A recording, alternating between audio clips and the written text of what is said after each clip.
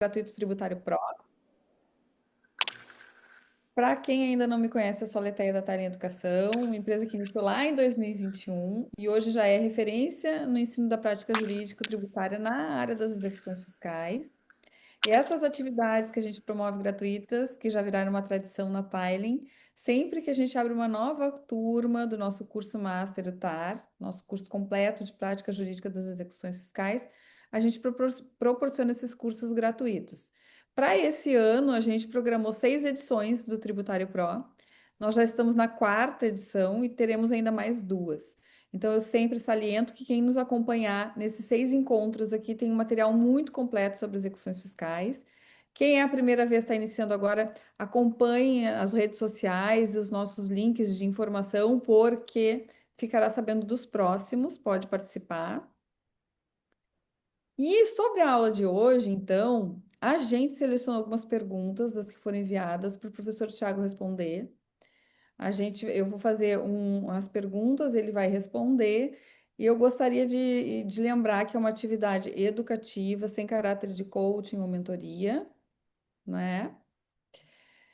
E depois a gente vai dar uma conversadinha sobre o TAR, que é esse nosso curso que a gente está com as inscrições abertas e que encerram amanhã.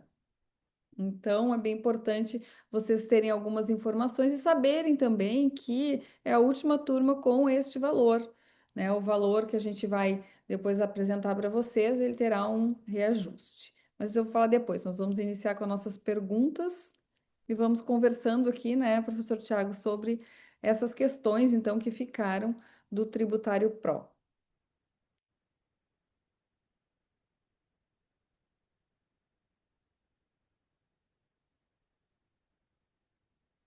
Opa, tava mudo meu fone. Ficaram algumas perguntas, né, do curso da quarta edição, né, até.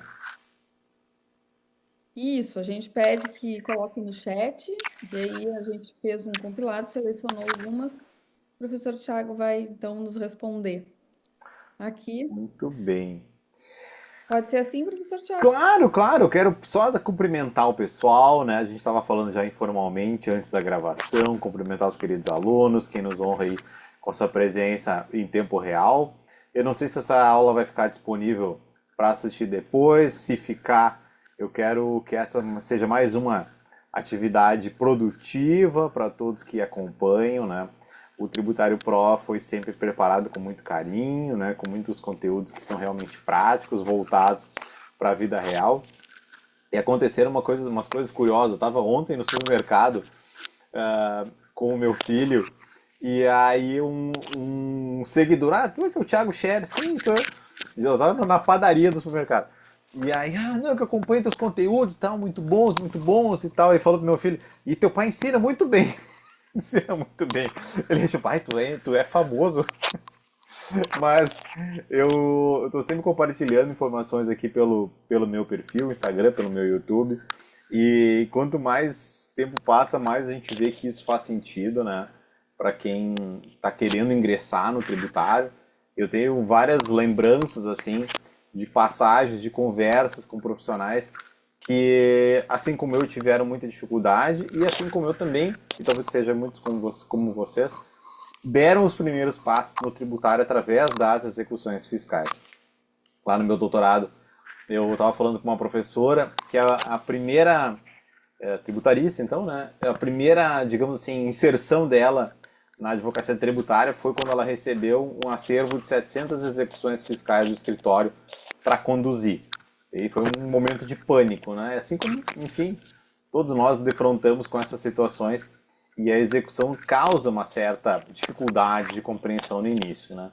Eu tenho que confessar para vocês que eu sempre achei a execução muito fácil, porque naturalmente me criei dentro dela, né, como juiz, mas ela tem suas peculiaridades. E quando a gente vem com um olhar exclusivo do CPC ou mesmo de uma experiência do processo de conhecimento ou de outras temáticas, trabalhista, previdenciário, que seja, a gente percebe realmente uma dificuldade, uma estranheza.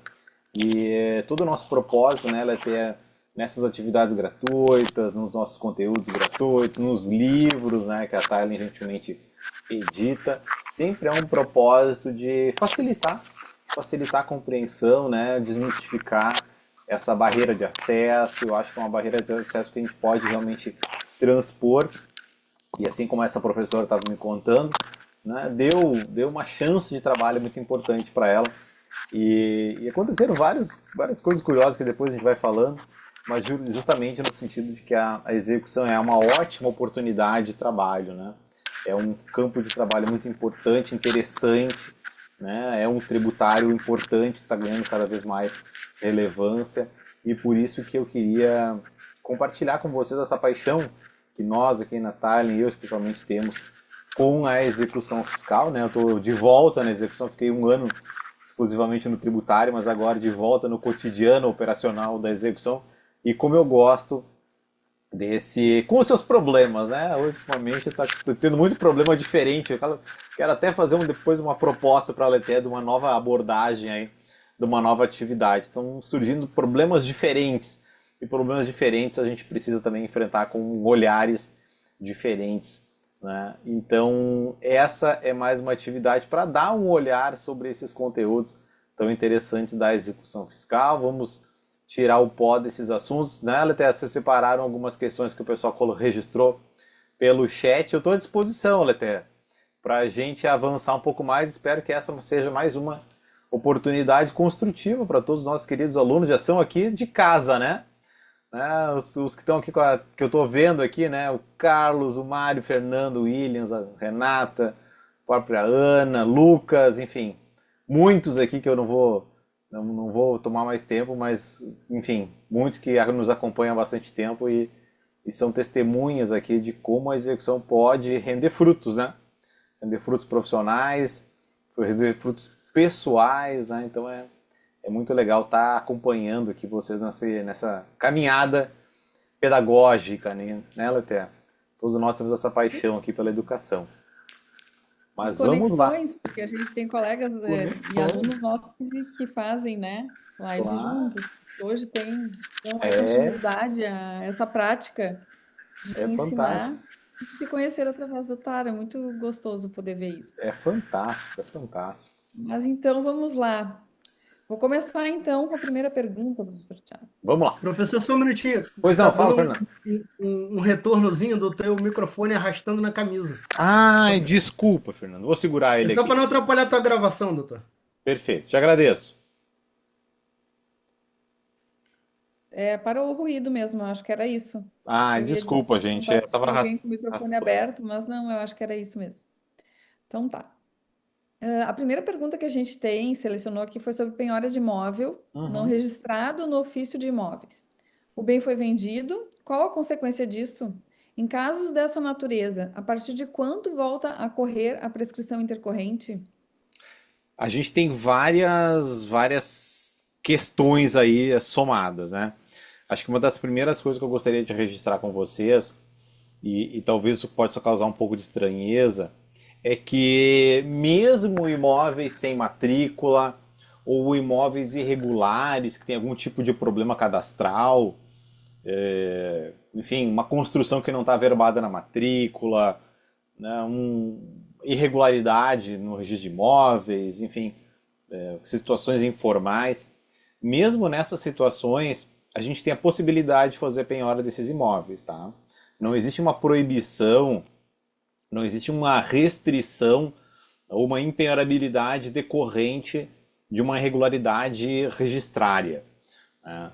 E por isso que a gente pode fazer penhora, inclusive, né? Afinal a execução não se afeta por outros processos, a gente pode fazer penhoras mesmo em que o imóvel seja, por exemplo, submetido a um inventário, esteja em partilha, ou que está em nome do espólio, né, do falecido devedor, ou que enfim, o adquirente, um sucessor ainda não registrou o seu formal de partilha. A gente pode fazer essas penhoras, não há proibição.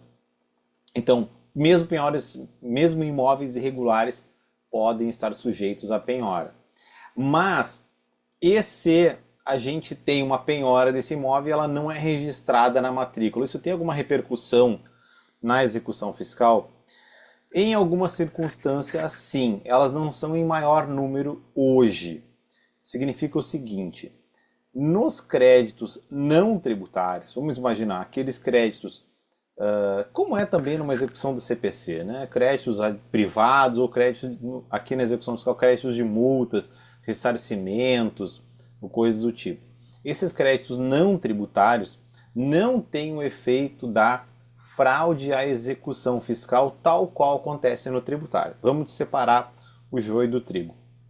Porque quando o devedor tributário tem inscrito na dívida ativa um débito contra si, inclusive nas aulas do TAR, lembro que eu gravei uma aula marcando isso, porque é muito importante. Lá nas aulas, a propósito da certidão de dívida ativa, tem um tópico sobre a data da inscrição do crédito na dívida ativa. Imagine o seguinte, na data da inscrição do crédito na dívida ativa, a gente faz uma fotografia ou um raio-x, a gente faz uma impressão do patrimônio do devedor neste momento. Com relação aos créditos tributários, todo o patrimônio havido naquela data, e por isso a data da inscrição é tão relevante, naquela data a gente tem uma espécie de cristalização do patrimônio do devedor. Muito bem.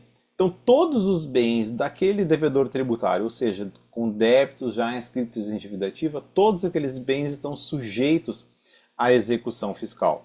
E por isso que no 185 do CTN está dito que o devedor pode eventualmente alienar bens do seu ativo, por exemplo, uma fábrica, um veículo, e ele pode alienar, só que esta operação ela é inoponível. Ela não gera efeitos contra o credor fazendário prejudicado. Então, o que acontece? Ela faz de conta que ela não existe perante o credor. Por isso que radiografa, porque naquela data aquele bem está submetido à recuperação daquele crédito, daquela data, daquela inscrição. Todas as alienações posteriores não prejudicam essa radiografia.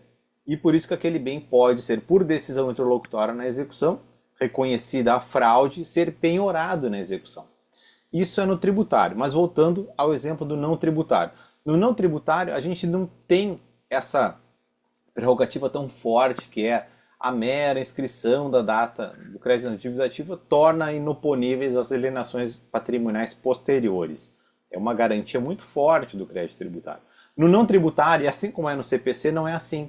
Lá a gente precisa da ciência ou da possibilidade do terceiro ter ciência sobre a existência daquela ação que vai reduzir o devedor à insolvência. Por isso que a gente precisa ter a averbação da penhora. Então, no tributário, não preciso ter a averbação da penhora. No tributário, eu não preciso ter execução fiscal, inclusive. Inclusive, eu não preciso ter nenhuma penhora, nenhuma execução. Basta a data da inscrição. É uma garantia muito, muito severa em proveito da recuperabilidade do crédito tributário. Porque, como eu disse, todas as alienações posteriores são inoponíveis, elas não prejudicam o credor fazendário. Então, para responder a pergunta, bom, se eu tive penhora ou se eu não tive penhora, com relação ao tributário não faz muita diferença. O que importa é a data da inscrição.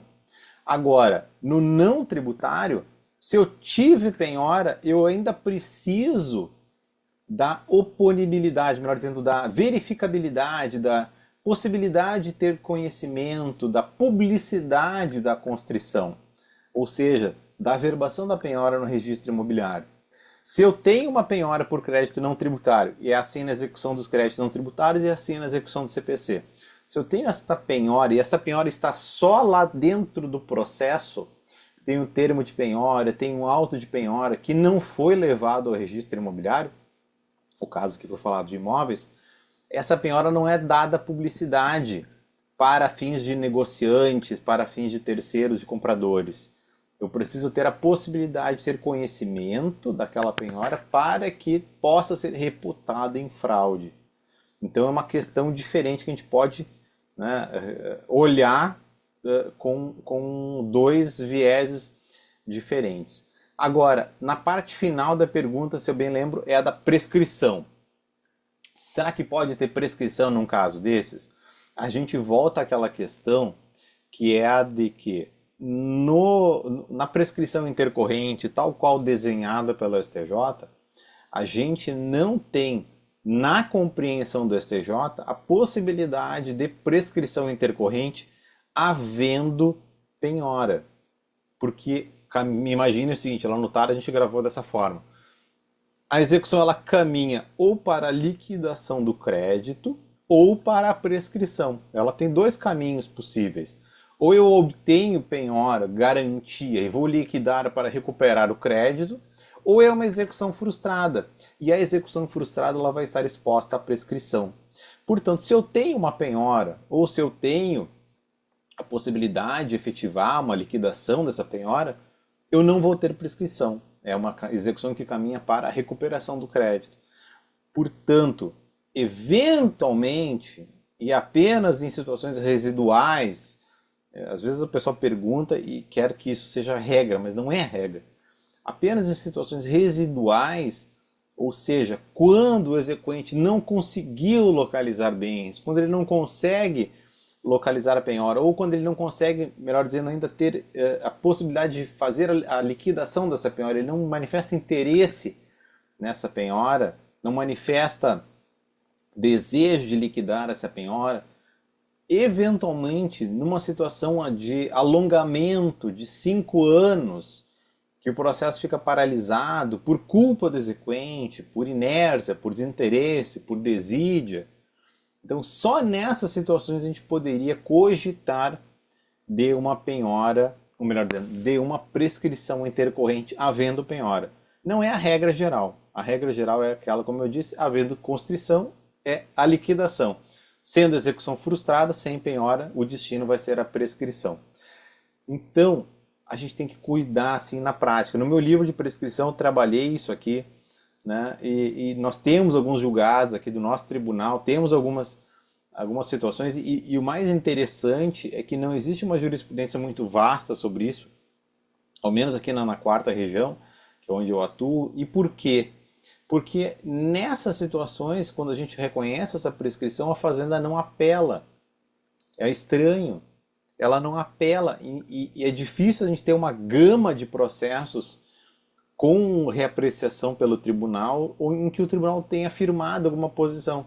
São julgados isolados, porque aqui e acolá que a fazenda foi desidiosa e depois na prescrição apela. Então é uma situação um pouco anômala. A gente não tem um amplo espectro de casos. Mas enfim, quando o pessoal surge alguma situação aqui, o pessoal me compartilha, a gente vai coletando, tá? Lá, por exemplo, no TAR tem aula sobre isso e também no livro de prescrição, porque é um assunto que, enfim, interessa a todo mundo, né? Prescrição sempre é um assunto que desperta muitas paixões, né? Enfim, e ela é muito relevante, né? Ela faz a diferença da água para o vinho na execução fiscal. Por isso que tem um dos pilares, né, Leté? Um dos pilares, né, dessa metodologia de ensino e aprendizagem é justamente a prescrição, né, junto com o rito, né? No pró a gente deu conteúdos do rito, da responsabilidade, da prescrição, da defesa, que são os 4 pilares fundamentais, né, que sustentam todo aqui o conhecimento da execução fiscal. E o pilar da prescrição é relevantíssimo, claro, porque agita justamente essas situações de pacificação, né? Evitar o protraimento de relações processuais que não vão chegar a lugar nenhum.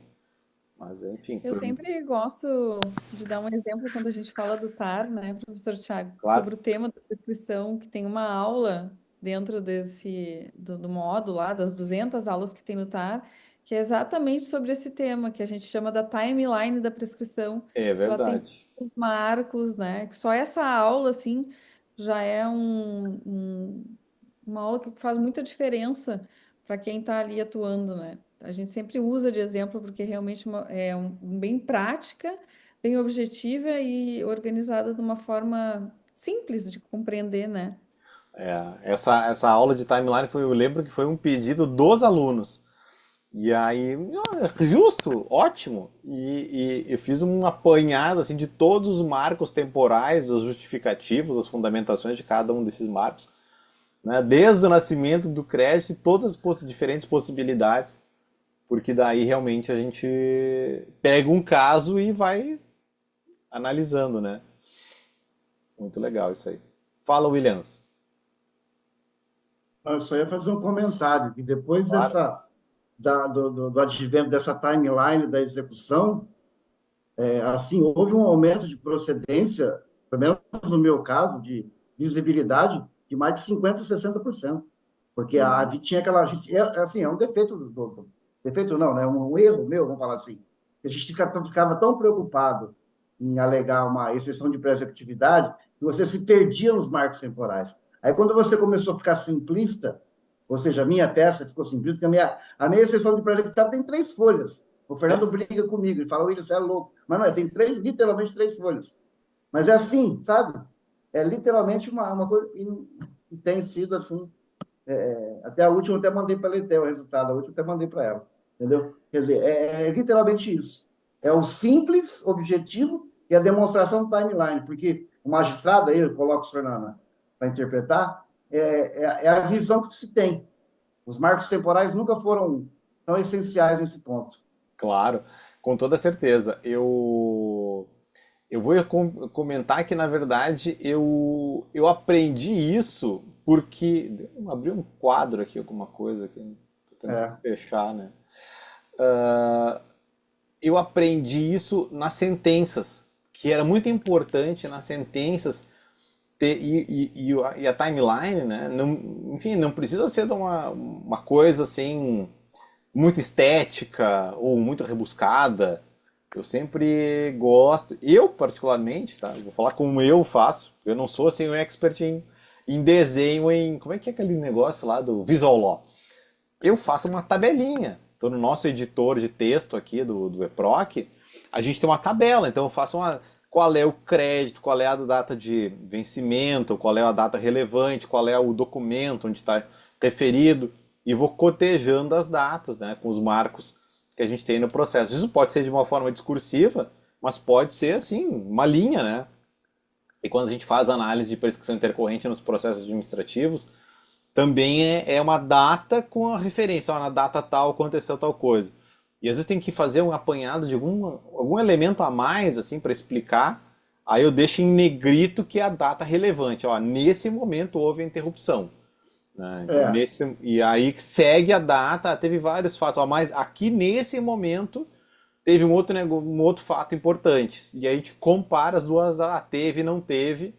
Por exemplo, não tributária é 3 anos, né, prescrição intercorrente no processo. Então é relativamente fácil de acontecer, né, quando se movimenta o processo de uma forma não conclusiva. Então é relativamente fácil. Então a gente vai marcando no tempo, assim, vai acompanhando o processo com as datas relevantes, de preferência com os fundamentos jurídicos, né, com os repetitivos, professor, enfim. Facilita professor, muito. mas daqui aí coloca, desculpa, os marcos temporais como se fosse gatilho, né? Você induz aí o jogador a dar o gatilho, por exemplo. Você chama atenção no primeiro marco, e aí você vai construindo essa atenção dele, né? Isso eu aprendi com o próprio Léo, na É, aula dele lá, entendeu? Você e vai mantendo a atenção. Ó, começou aqui, todo aquele espaço que tem aqueles eventos e tal, em tese não te interessa, né? tem. Porque não interrompeu, então você vai deixando passar. Ele está lá a título de embasar a informação que você continua chamando a atenção, até Isso. você conduzir naquele marco. E aí acontece. Mas interessante. Esse circunstanciar do que mais aconteceu e vai dar para quem está lendo a segurança de que foi feita uma análise, digamos, total, né? Foi lido página por página, foi, enfim, avaliado todos e não se deixou passar uma coisa, né? Então, Até porque os tribunais superiores, acho que a STJ exige que tu coloque os marcos. E eu só entrei, achei que o Williams ia falar, que ele estava se mordendo ali. Eu ia lhe dizer o que eu faço. Eu faço a defesa e peço para o chat GPT fazer uma sim. linha do tempo. Aí o senhor só cita e ela está bem bonitinha. Às vezes ninguém imaginava, mas eu faço isso. Às vezes eu boto toda a peça já pronta e ele me dá a linha do tempo. Às vezes não fica bem bonita, eu mando, faz outra linha do tempo. Aí faz outra linha do tempo. Mas você sabe que Fica bem a confusão maior é ele marcar. Tem hora que ele faz bonitinho, um quadrinho legal, e tem hora que ele quer inventar e faz uma estrela, aí você tem que mudar e vai até você conseguir padronizar. Mas a linha geral, a Ana falou certo, o próprio GPT que constrói, na verdade, essa linha do tempo. Você dá os marcos e ele vai fazer, vai diagramar, na verdade. Constrói um diagrama, né, para falar assim. Entendeu? A estética é opcional, assim, né? Pode ser com Sim. chat GPT, pode ser de diferentes maneiras. Mas o mais relevante é a tecnicidade da informação, né? É saber identificar, né? A gente olha o processo, depois de muito tempo, a gente olha o processo, já sabe mais ou menos onde é que estão as coisas, né? Os marcos. Mas as páginas, Mas se tiver uma fotografia, assim, tipo, da É, linha do tempo, fica mais fácil, né? claro, as claro, datas, Um claro. os gráfico marcos desenhado mesmo. temporais, aqui, pelo menos no Deixar. TRF3, aqui em Araçatuba, eu tive problemas. Não é que eu tive problema, você vai se adaptando à leitura do julgador, na verdade, né? Porque eu Sim. já vi, por exemplo, ele colocar em questionamento, eu conversando com o pessoal lá interno, falar onde é que está aquilo dentro do processo. Os Isso. marcos são bonitinhos. Então, você vai colocando, tipo lá, data 10 de tal, folhas número tal, tá lá, entendeu? Por quê? Porque Isso. você vai conduzir ao magistrado, ou quem olhar, vai olhar aquilo, bom, Facilita. realmente ele vai na página tal, ele vai na página tal, entendeu? Você vai encurtando o caminho, vamos falar assim, Claro. conduzindo para a tua decisão.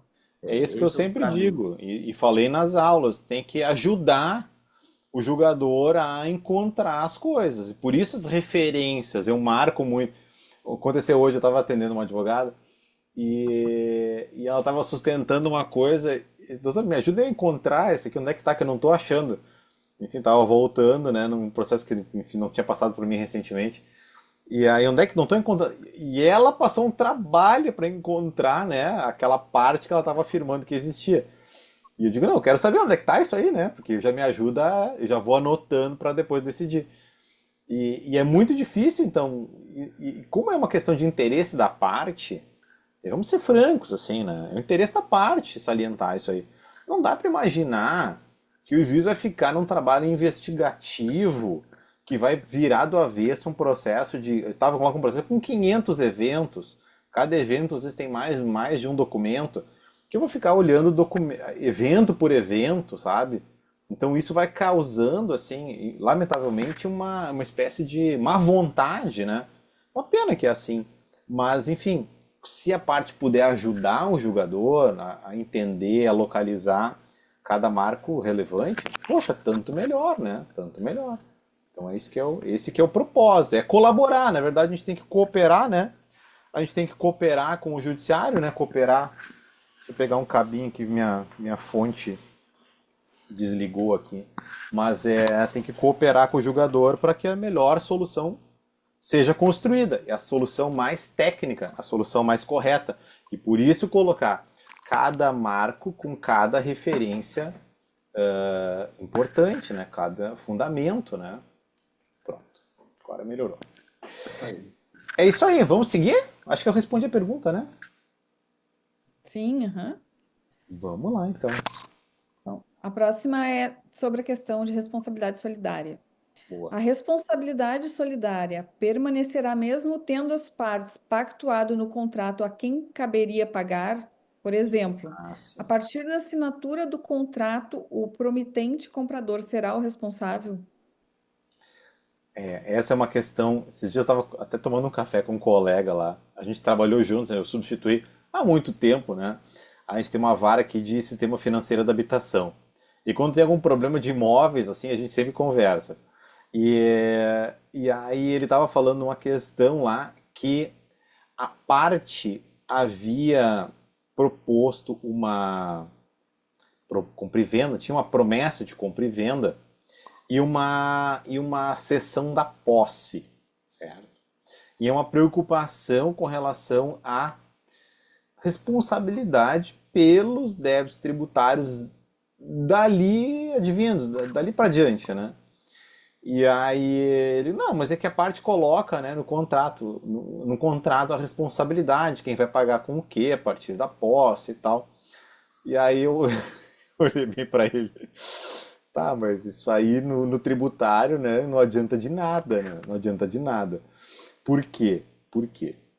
A gente vai imaginar uma solução cível para esse problema, que é a previsão, né, aquela coisa, o que é combinado não sai caro. Se a gente coloca no contrato prevendo cada situação de responsabilidade, a gente imagina que a solução vai ser a mais correta, a mais justa, enfim, organizada, né, combinada entre as partes. Mas no tributário não funciona assim. No tributário, essas negociações, os ajustes, né, o contrato, a distribuição da responsabilidade financeira entre as partes não é oponível diante da Fazenda Pública. Eu vou dar um exemplo. Imagine que vocês vão alugar um apartamento e no contrato de locação tem uma cláusula padrão dizendo que o locatário vai ser responsável pelos débitos de IPTU. Muito bem. Esta cláusula do contrato opera efeitos entre as partes, entre os contratantes, entre o locador e o locatário, talvez lá entre a administradora também, mas isso não é oponível diante da Fazenda Pública. Significa dizer o seguinte, que se o proprietário, melhor dizendo, o locatário não pagar e o proprietário, por sua vez, também não pagar o IPTU, a Fazenda vai executar o proprietário. Será que ele poderia alegar, olha, eu tenho um contrato com o Thiago se comprometeu a pagar, então ele que pague. Isso é inoponível diante da Fazenda Pública, o artigo 123 do Código. Então, a responsabilidade ela é determinada pela lei tributária. Nós temos aqui a colar alguns pontos nebulosos, né, quando tem essas situações de transferência de posse, da posse com ânimo de dono, né, numa promessa de compra e venda irretratável, né, embora não registrada. Nós temos algumas dúvidas na prática, porque o STJ deu uma margem para que o município pudesse cobrar dos dois, por lei municipal. Mas, por exemplo, quando eu tenho dois irmãos, tá? Vamos dar já. Eles herdaram um imóvel em copropriedade. E aí, só um deles ocupa o imóvel. Mas dizendo, ele estabeleceu lá uma empresa dele. Né? Pegou uma casa, transformou num prédio comercial e ali ele funciona a empresa dele. O outro irmão, ele continua sendo coproprietário, mas ele não tem ele não tem a posse direta, né? A posse direta ele tem. Ele não tem assim, enfim, como é que eu vou explicar, né? Ele não está lá no cotidiano, né, naquele imóvel. E aí, será que esse irmão que não exerce de fato a posse, será que ele pode se exonerar do seu débito tributário de IPTU? Na verdade, não. Porque essas convenções, a distribuição entre os coproprietários de quem paga pelo quê, é inoponível diante da Fazenda. Então, pode haver, em tese, uma execução fiscal dirigida para os dois. E cada um deles vai ser responsável pelo todo. Né? Ainda que um efetivamente não use o bem, porque ele se destina aos negócios do outro coproprietário. É uma coisa curiosa, mas é assim no tributário, que é justamente, né, o poder que a lei tributária dá à Fazenda para que melhor busque a recuperação do seu crédito. Certo? Então, para responder, a assinatura do contrato, ela não garante essa redistribuição dos ônus. Não garante. Aí volta lá com a minha resposta com o meu colega, olha, esse contrato aqui pode fazer efeitos entre as partes, mas não vai prevenir de que aquele que, enfim, talvez tenha cedido a posse vai ter problemas no futuro. Né? Talvez ele vai ter lá uma negativação, talvez ele vai ter uma inscrição de dívida ativa, cobrança, enfim, protesto.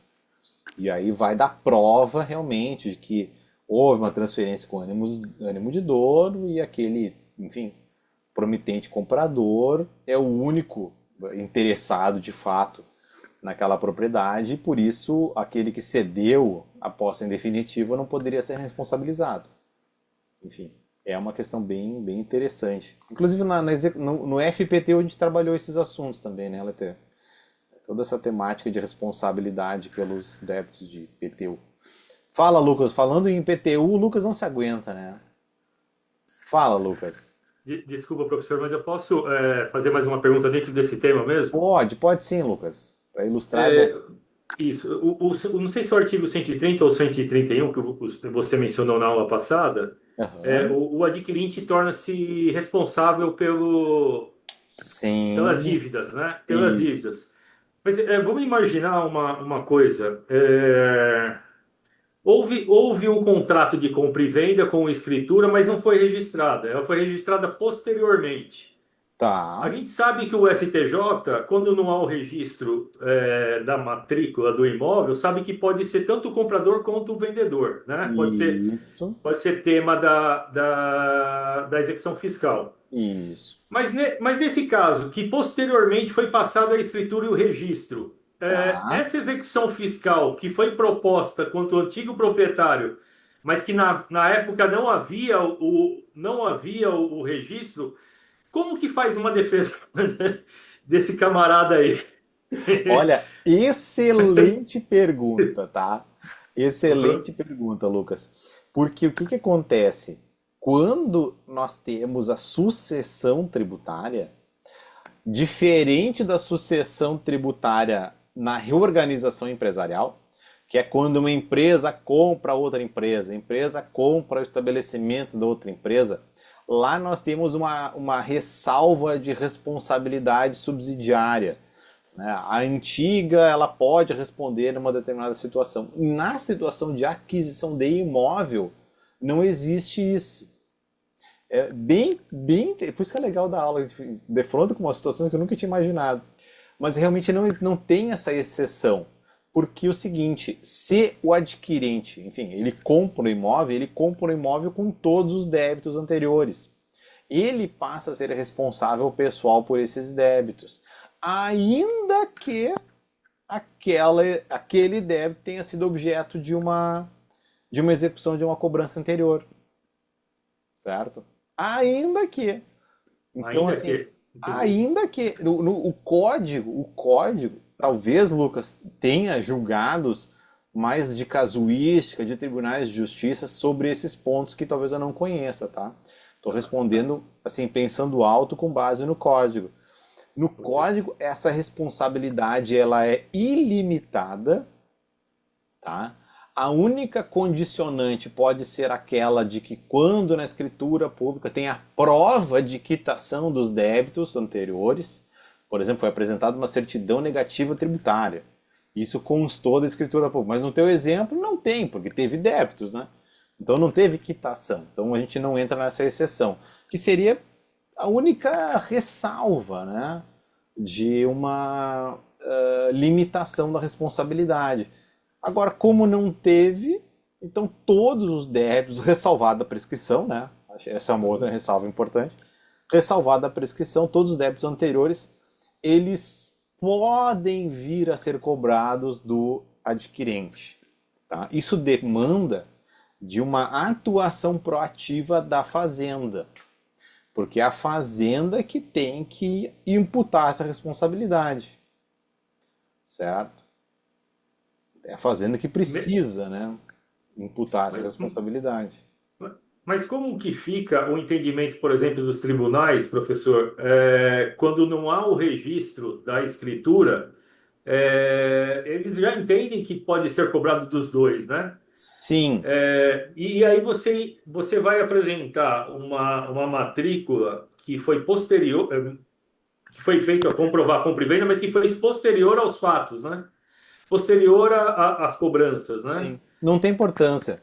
Não tem importância? Não tem importância porque o que acontece? A compra e venda, digamos, no plano jurídico, a transferência se dá no momento do registro na matrícula, né?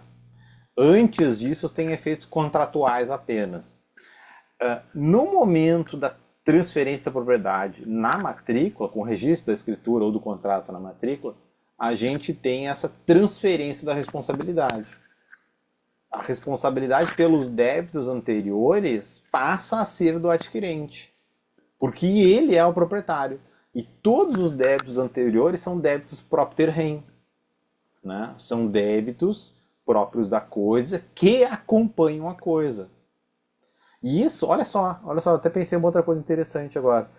Isso é tão mais interessante para a fazenda, porque olha só, no caso do IPTU nós não temos a empenhorabilidade do bem de família. Significa dizer que a responsabilidade acompanha o bem e é o bem que vai garantir a recuperação daquele crédito. Então, para a fazenda, é muito melhor cobrar de quem tem a propriedade, de quem tem o bem, que ele não é empenhorável, do que ficar cobrando de quem já não tem mais o bem, ele já não tem mais o bem, né? Então, a precariedade patrimonial é dele agora, né? Em tese, né? E o adquirente é que tem a riqueza, né? Ele comprou, ele que tem o bem, que é a riqueza. Então é contra ele que faz sentido a gente cobrar. Interessante isso aí, né? Bem curioso esse assunto aí. Depois tu me conta como é que aconteceu esse negócio aí que... É bem curioso, né? Quem atua com o IPTU aparece uns enroscos assim. Umas coisas curiosas, é. É isso aí. Boa sorte, Lucas. Então, vamos para a nossa Vamos próxima lá. pergunta.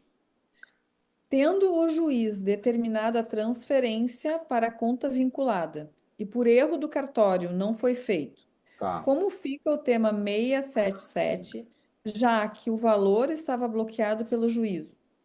A responsabilidade pela não rentabilidade do valor recairá sobre quem? Ótima pergunta. Ótima pergunta. Já dei aula com o meu amigo Ederson Porto sobre isso, né, no YouTube. E eu acabei de gravar nesta semana, uma aula extra no TAR especificamente sobre depósito garantidor na execução fiscal. Por quê? E agora eu me esqueci do número da lei. 14, não sei o que, de 2024. Se forem olhar, alunos do TAR podem olhar lá no rito, nas garantias, lá tem uma disposição, uma aula, porque tem uma disposição especial agora sobre o depósito, que vai fazer efeitos a partir de 2026. O que acontece? Primeiro de tudo, esse tema 677 não se aplica no tributário, tá? Não se aplica no tributário. Essa é a primeira premissa. Por quê? O 677, ele foi versado, ele é um precedente da segunda sessão do STJ, ele foi construído na temática do direito privado. O que significa o seguinte: quando eu faço o depósito, lá no direito privado, eu faço o depósito, eu não me exonero dos encargos moratórios posteriores. Isso no 677. Na execução fiscal, nós temos regra própria. Esqueci o número do artigo, vou ter que abrir aqui o meu navegador. No tributário, nós temos regra própria, que significa que quando o executado faz o depósito, aquele depósito garante a execução e ele não se expõe aos... Aqui, ó. Artigo 9º, parágrafo 4º. Não se expõe aos encargos moratórios posteriores. Ó, o depósito em dinheiro faz cessar a responsabilidade pela atualização monetária e pelos juros de mora. Tá? Isso é específico da execução fiscal. É completamente diferente do 677. 677 fala que ele não se exonera. Na execução fiscal, diz que o depósito faz ele se exonerar dos encargos moratórios posteriores. Ou seja, depositei o valor, eu garanti a dívida, eu faço uma espécie de encontro de contas do depósito naquele momento, certo? No momento do depósito, a dívida com aquele depósito. Se a dívida for corrigida por um índice e o depósito for corrigido por um índice mais baixo, essa diferença não vai causar prejuízo para o executado. Tá? Agora, a nova lei, que eu esqueci, a nova lei, tem que pesquisar o número aqui, a nova lei tem uma disposição ainda diferente. Lei, depósito, judicial, tributário. 14973. Acho até que eu deixei esse nome no módulo lá no rito, tá? A 14973 de 2024, ela trouxe uma previsão mais ou menos nesse mesmo sentido. Faça o depósito, naquele momento existe esse encontro de contas. A diferença de índices não vai prejudicar o executado. Acontece que até antes dessa lei, os depósitos eram corrigidos pela taxa Selic e o débito corrigido pela taxa Selic. Então não havia diferenças. Só que, de acordo com essa nova lei, primeiro que a lei não falou qual era o índice, vai ser um índice de atualização monetária.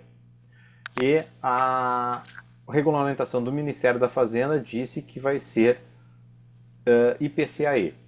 Então agora a gente tem um descasamento de índices. IPCAE para a correção do depósito e taxa Selic para a correção do débito. Só que a lei fala, olha, eu fiz no momento do depósito, já me exonero dos acréscimos moratórios. Só que tem uma pegadinha. A pegadinha é que se eu perdi, eu fiz o depósito, mas eu perdi, o dinheiro foi lá para a fazenda, está pago. Agora, se eu ganhei, né, na minha defesa, nos meus embargos, na minha ação relatória, eu vou levantar o depósito. Antes, o depósito era corrigido pela taxa Selic, o que era muito interessante, que era uma restituição de valor sem imposto de renda. Então acabava sendo até uma espécie de investimento, me garantia aquele valor do débito, me tranquilizava na execução, me defendia, se eu ganhei, levantava o valor pela taxa Selic. Agora não, agora eu levanto o valor só pelo IPCAE. E aqui tem, digamos, um desincentivo ao uso do depósito como garantia. Nós temos uma espécie de quebra de isonomia, porque para a fazenda é Selic, né? E para mim é só IPCA. Então tem uma certa discussão aqui sobre como se isso vai parar de pé nos tribunais.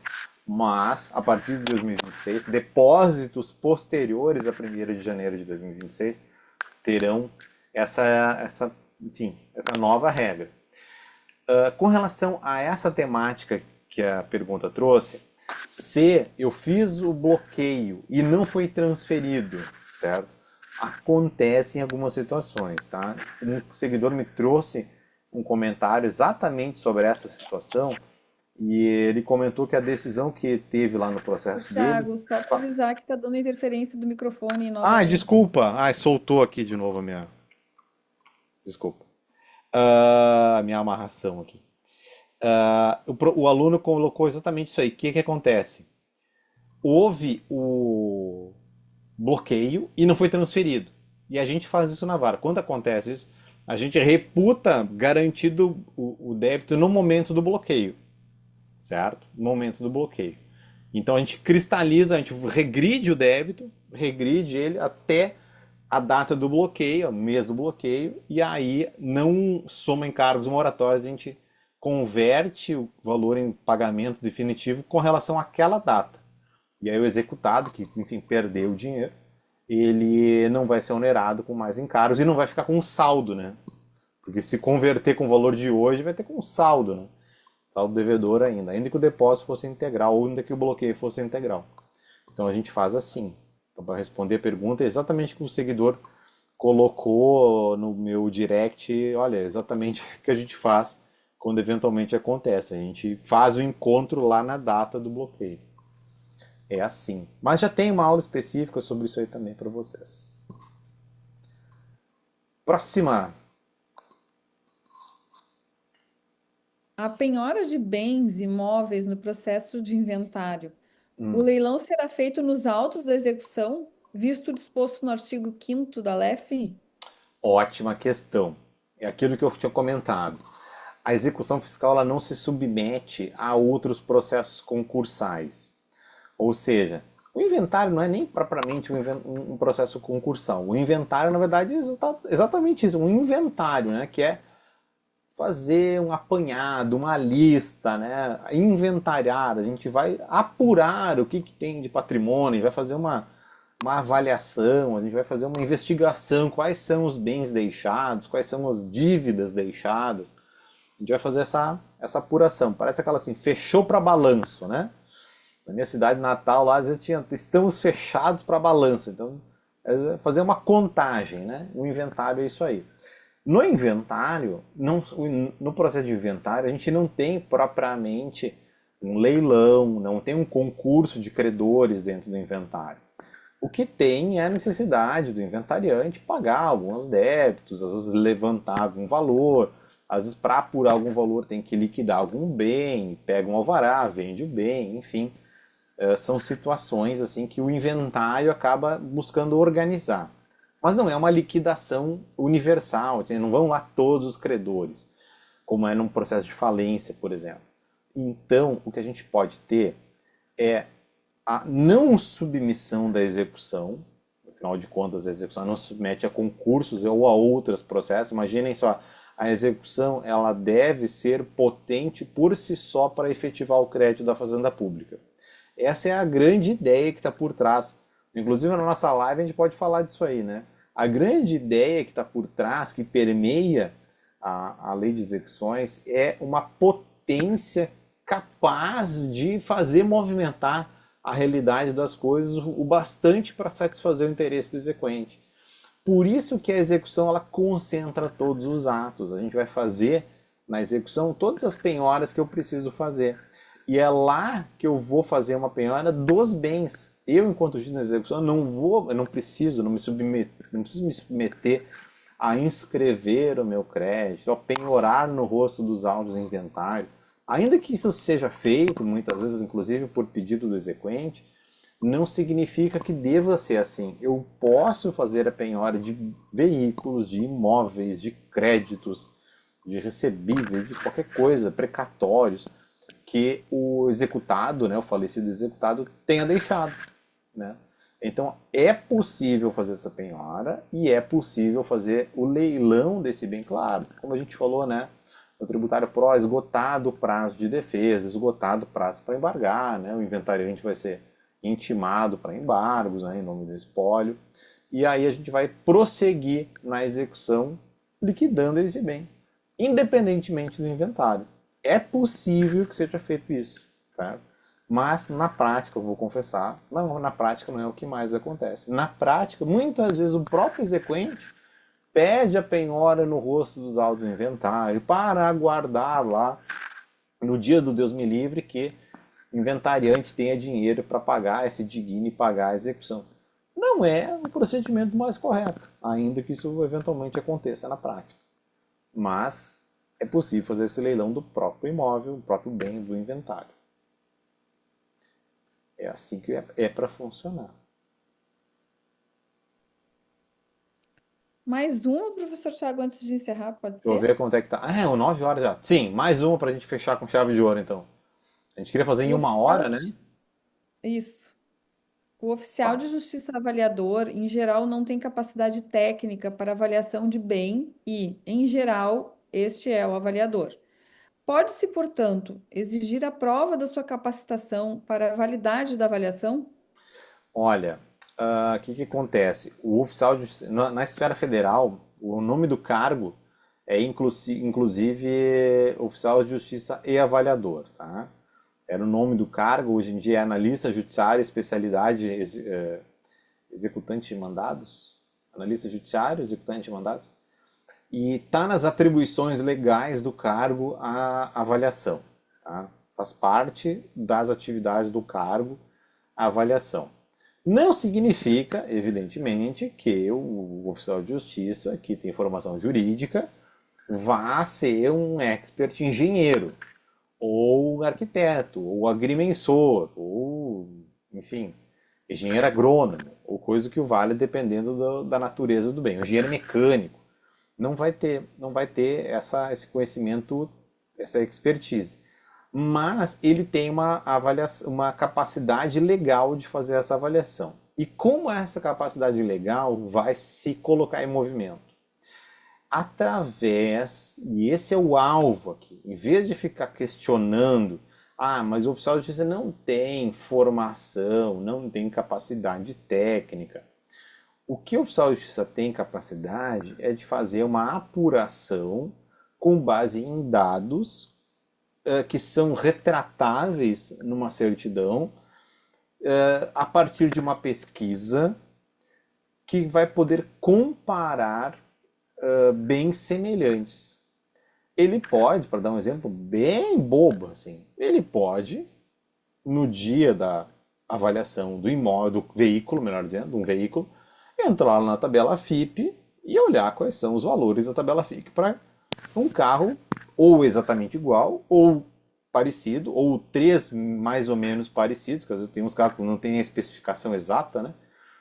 Da mesma marca, modelo, enfim, ano, e ver lá um parâmetro. Isso é um parâmetro. Tem caminhões, por exemplo, que pode ter tabela FIPE, mas os implementos somados no caminhão mudam muito, né? Se é um caminhão baú, se é um caminhão betoneira, é completamente diferente, ainda que a mecânica seja a mesma, o mesmo ano do caminhão. Então, a gente vai, a partir de dados de pesquisa, né, retratáveis na certidão, trazer densidade para essa avaliação. Bom, mas o oficial de justiça não fez isso. Ele vai lá, avalio este caminhão em 50 mil reais. Bom, talvez essa avaliação não seja mais completa e cabe, a gente falou isso nas aulas e tem aula específica no TAR sobre isso, o que pode ter é uma necessidade de reavaliação a partir de parâmetros objetivos que possam ser retratados. Mas por que 50 mil reais? Ou esse equipamento foi avaliado nesse valor, mas com quais características? Por que foi avaliado nesse valor? Está operante, está em bom estado, está em uso, né? Ele é um aparelho customizado, ele tem serventia para outra empresa, né? Se é um veículo, está em bom estado, boa conservação. Isso vai ter uma repercussão lá no leilão também, como a gente falou no PRO.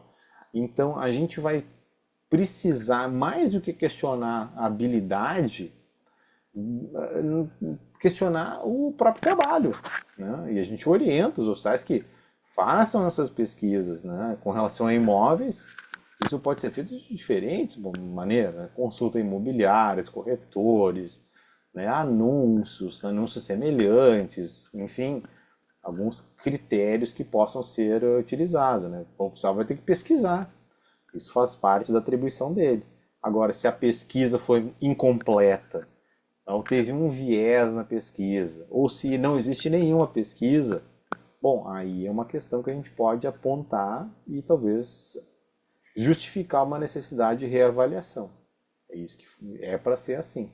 Em último caso, como a gente falou no PRO, né, pode ter uma perícia a reavaliar o bem. Claro, vai ter custo daí, né? Então já se prepare que vai ter que pagar uma perícia, né? Às vezes pode sair caro, mas é assim que funciona. É isso Com aí isso, até. doutor Tiago, e pelo horário, a gente vai encerrando a parte das perguntas e respostas. A Ana Lúcia tem uma pergunta para fazer. Fala, Ana.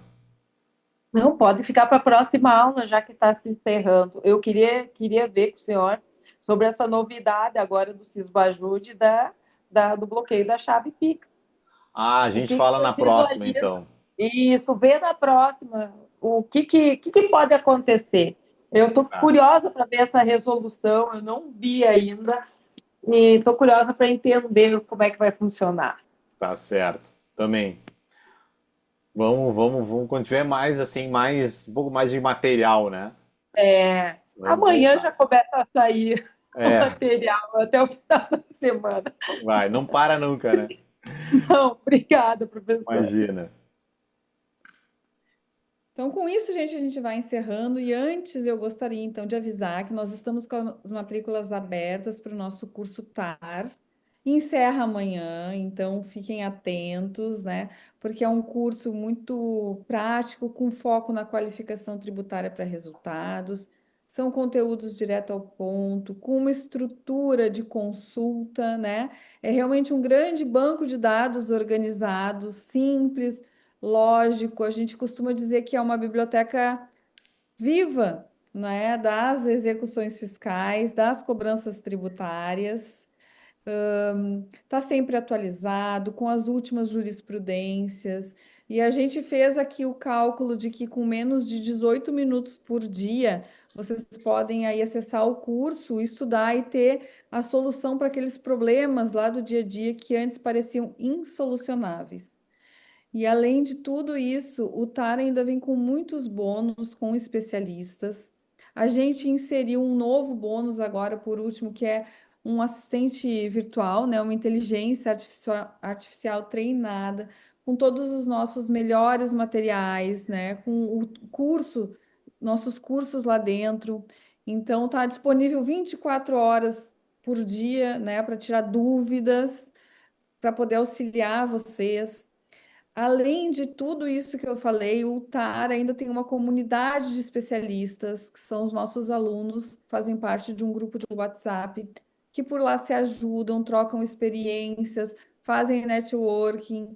A gente tem, inclusive, alunos que relataram que compraram um curso e que renovam para poder fazer parte dessa comunidade.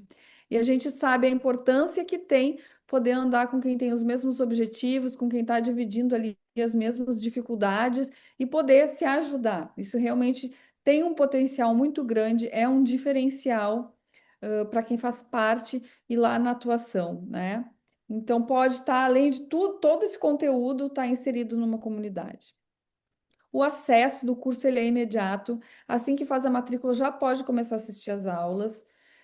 Esse acesso tem 180 dias e, além de tudo isso, o TAR ainda tem uma garantia de 7 dias.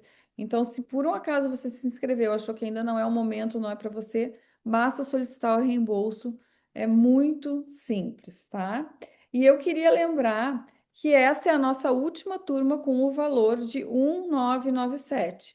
Esse valor será reajustado, né? E além dele ter esse custo que a gente diz que é ínfimo, né? Diminuto perto do exponencial de resultados que o TAR pode trazer e proporcionar. E a gente fala isso com muita tranquilidade, porque a gente tem feedbacks constantes dos alunos sobre isso. Ele ainda pode ser parcelado, esse valor, né? Então, vocês pensem que é 1.997, pode parcelar e pode fazer toda essa entrega de conteúdo, de segurança para atuar na área das execuções fiscais, de networking. Então, esse assim, é o meu convite. Aproveitem essa oportunidade, porque as inscrições, as matrículas encerram amanhã. Gostaria de deixar para quem ainda não é nosso aluno, para quem ainda não nos conhece, deixar aqui o convite, dizer que a gente está à disposição, que pode acessar os nossos links, as nossas redes.